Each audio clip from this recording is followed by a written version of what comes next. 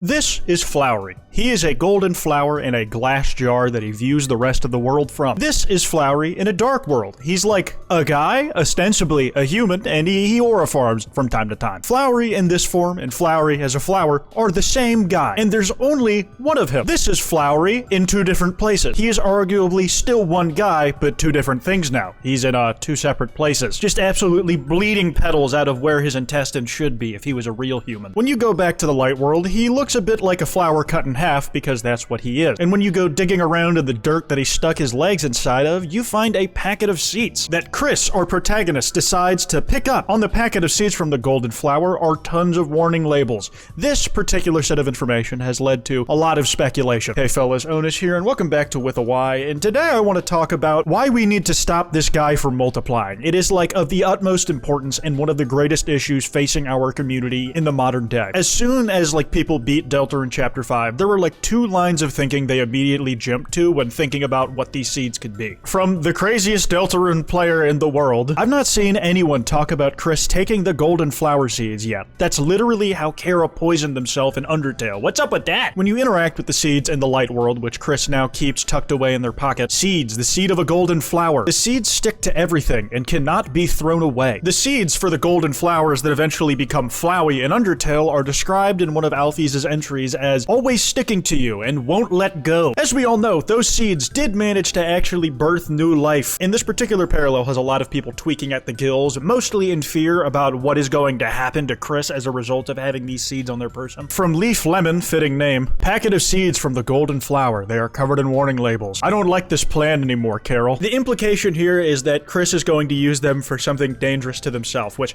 spooks the fuck out of me, because they have so many parallels to Chara from Undertale, who died in an act of self-sacrifice. It was straight up suicide, let's keep it a buck, by eating butterscotch flowers. That's these things. Look a little familiar if you weren't sure. We don't know exactly what these warning labels are for, but, you know, when there's warning labels, it's usually because you have to keep these things out of the hands of toddlers or they might suffocate or poison themselves by eating a silica packet. Chris, buddy, you need to get the first bus out of hometown tomorrow. You are so doomed by the narrative, it's only a little funny. That is the depressing reading of what's going on here. The one that I enjoy a little more is that these seeds are somehow going to be the way that Flowery comes back to the world of the living. You know, other than being taped up by Susie and putting back in the glass jar seemingly unharmed. Flowery knew he was going to die already. Told Susie that the shelter code was buried in his soil and not to tell anybody about it. But another thing people noticed, and this is real, you can go to Spriter's resource and double check this yourself. During the night's clash with Flowery, they have a single yellow pixel, different than anything else on their body, just clinging to their shoulder, the weird spiky pauldrons they got going on, which lines up with the fact that the seeds stick to everything and cannot be thrown away like pollen in the spring. And a lot of people think this is going to eventually lead to a little guy popping up from the seed packet that Chris intentionally picked up. Scripted moment from Nino at Grand Blade. Who is this kid? It's like just the person who stuck on to I Show Speed's bus in the fucking background, a random kid. Goose did this really endearing interpretation of the seed on the knight's shoulder getting a mind of its own. I am Toby Fox and this is my Chapter 6 concept art. Trust me. Flowery blooms in your heart, in parentheses, shoulder! Like he just has a little fucking face growing on him like he is Flowey. That's gotta be the most annoying shit ever, man. I might die. Flowery was able to go toe-to-toe with the knight for at least a few seconds before getting absolutely one-tapped in a cutscene, so it stands to reason that if they have like some actual influence over the knight, they might be able to do some real damage. Sorry, evil buddy. No swoons for predictable creatures like you. Flowery just growing little blooms all over the knight, trying to make friends with it. Do you fucking mind? No, uses yes voice clip. Gotta be confusing as hell for the Deltarune characters who canonically have to read text to communicate with each other. They can read what you put in brackets. That's not true, it's just fun to pretend. Goose has been going kind of insane with all the art they've been doing on this particular topic. The Roaring Knight has to go back to Gaster with their new recent issue. What the fuck is that? Tumor. It's Flowery.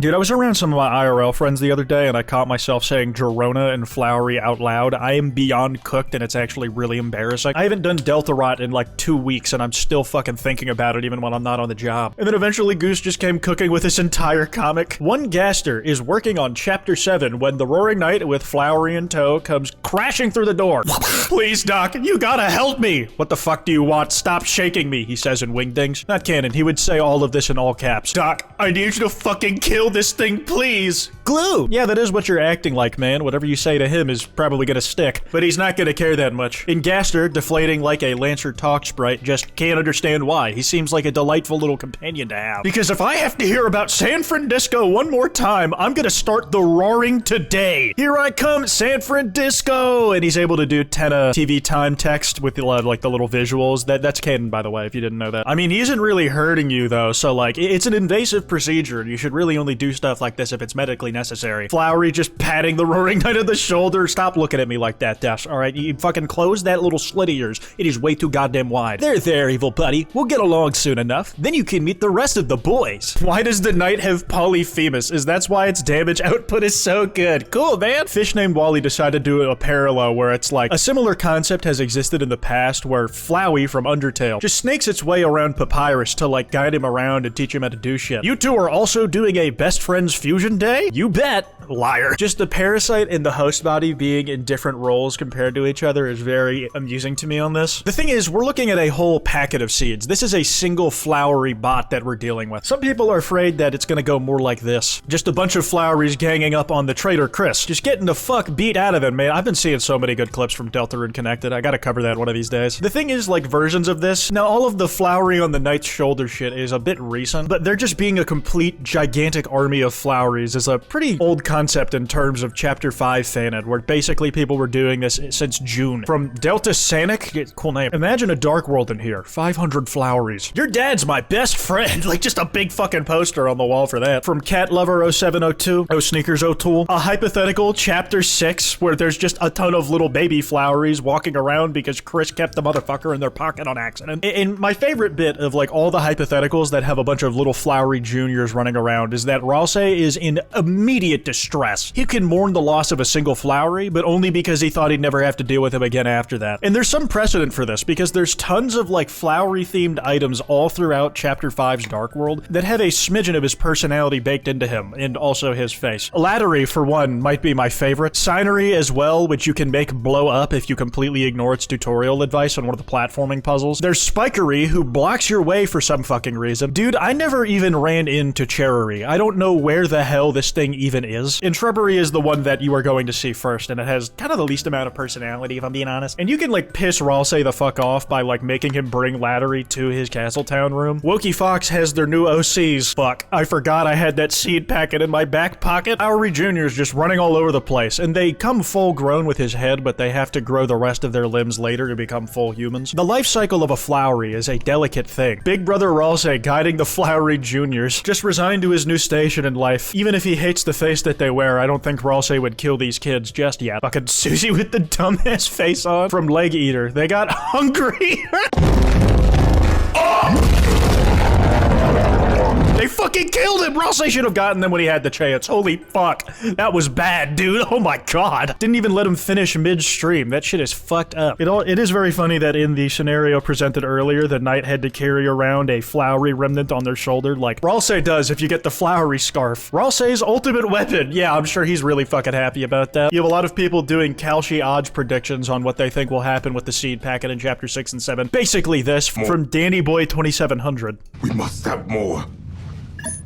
500. Flowery.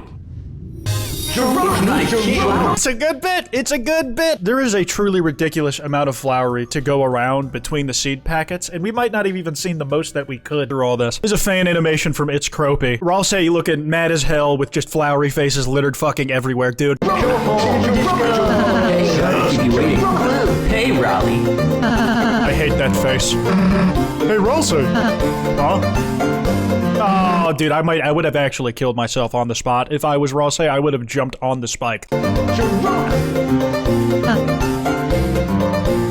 I think there's a good chance we haven't seen the last of Flowery, but it's interesting that unlike Tenna's, being nice enough doesn't spare him all the way, at least not that we've seen directly. Like, we did get to tape him back up at the end of Chapter 5, so maybe he'll be able to come back that way, but he's a flower and needs light, so can't really be in a dark world forever without dying. So I wonder if the seed packets, able to survive on their own because they're not planted and fully grown yet, are gonna be able to, like, be a version of him that's just kind of pops in and out of places. Anyways, that's all I got. I'm probably gonna be seeing his face in my nightmares for the next week until I find find some new brain rot to get really annoyed by because of my coverage of it. Be sure to follow me on Twitter at @withany. That email's in the description if you guys want to send me any video topics. Be sure to drop a like and subscribe with notifications on. Anyways, piss off.